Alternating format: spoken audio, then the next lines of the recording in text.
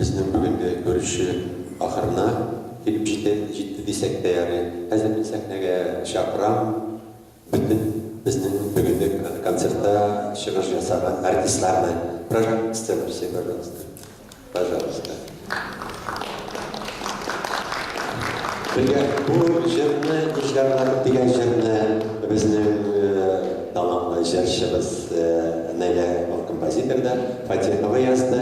Hazır eğer bilseniz bizden bilen birleşip şirtağız. Eğer bilmeseniz bile hazır oturup kaldığınızda yani yol boyu jarıcılığa kayıtasız da eğer bakkaş bütün gayelerinizle öğretesiniz bu jarını yemin. İlesi gibi ne anlamışsa rahat benim şirtağım. Ekranda Süsleri de yazılgan karab jırlağız. Min Nijgarlar deyip adama Ahmet Satar sözlerine ile Fatihova. Эту песню написали как гимн, исполняли в Нижегородской области и в деревнях Нижегородской области с удовольствием. И хотим сегодня с вами по окончании нашего вечера исполнить песню на слова Ахмета Саттара «Нижгарлар». Thank you.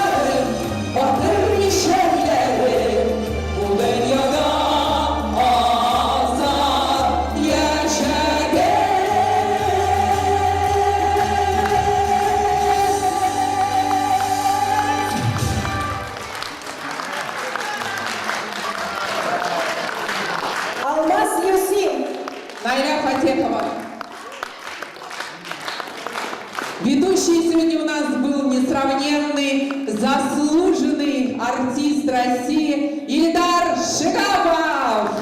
Моя соведущая, заслуженная артистка Республики Татарстан Алмаз Юсин.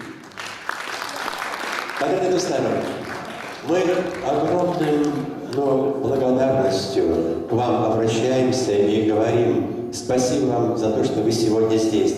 Особенно мы благодарим наших приезжих гостей, Курамшина, Айлю, Бабы Каза. Спасибо вам, что вы пришли сюда. И газета «Туганьяк» Олег Хусейнович Андершанов. Спасибо, что вы сегодня посетили нас. Сегодняшний концерт, естественно, приготовлен не без участия, не без, так сказать, творческих начал всех участников сегодняшнего нашего концерта. Сценарист сегодняшнего нашего мероприятия Роза Сараева. Розочка, пожалуйста. Режиссер сегодняшней программы, мы уже много раз говорили, заслужен. Действительно, настоящая заслуженная артистка России и Республики Татарстан Найля Фатехова. И продюсер Рафик Валитов. Да, Рафик Валитов у нас и звукорежиссер, солист нашего сегодняшнего вечера, и продюсер, естественно, и спонсор, все что угодно, Рафик Валитов.